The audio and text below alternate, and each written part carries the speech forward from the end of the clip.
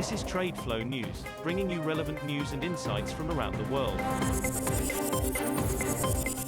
TradeFlow News, enabling trade for SMEs and economies worldwide. These are some of the key topics that we will be looking into in today's program.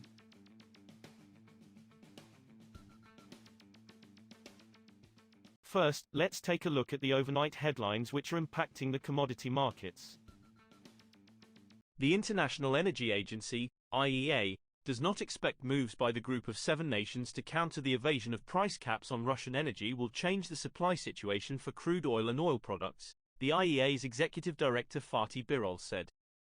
The G7, the European Union and Australia agreed to impose a $60 per barrel price cap on Russian seaborne crude oil and also set an upper price limit for Russian oil products to deprive Moscow of revenues for its invasion of Ukraine.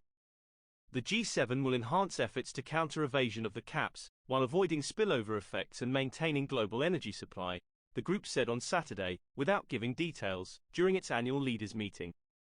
China's crude oil imports from Russia rose 8.6% in April from a year earlier, as larger private refiners also embarked on purchases of the discounted fuel.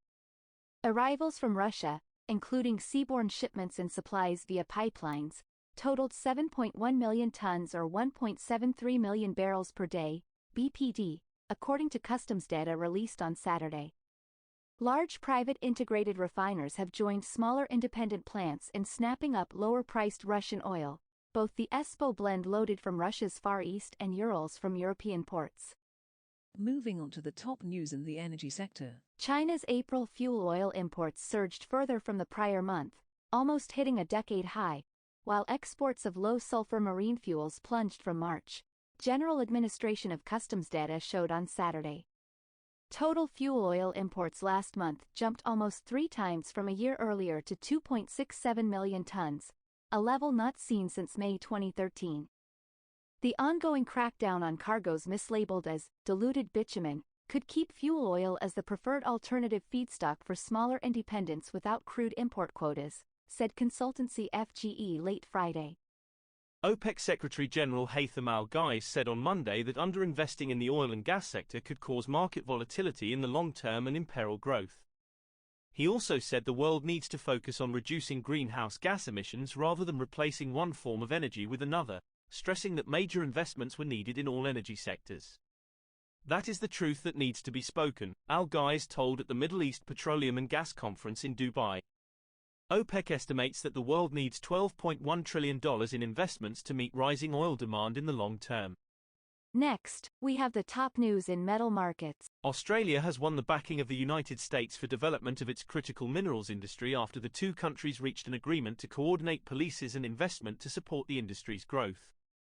Australia supplies around half of the world's lithium as well as other minerals like rare earths used in batteries for electric cars and defense amid a global push to diversify supply chains away from dominant producer China. The agreement will also cover clean energy as the country sets itself up to become a major producer of hydrogen and ammonia. The prices of most base metals fell on Monday on a lackluster Chinese demand outlook and potential chaos in global financial markets after a surprise breakdown in negotiations over the U.S. debt ceiling. 3-month copper on the London Metal Exchange, LME, was down 0.8% at $8,183 a ton at 0714 GMT, while the most traded July copper contract on the Shanghai Futures Exchange slipped 0.5% to 64,860 yuan a ton. Investors are concerned about the possibility of the U.S. federal government falling behind on its debt payments, which could trigger a default and spark chaos in financial markets as well as a spike in interest rates. The demand outlook in top consumer China was also bearish across many metals. We will now look at the top news in the agricultural sector.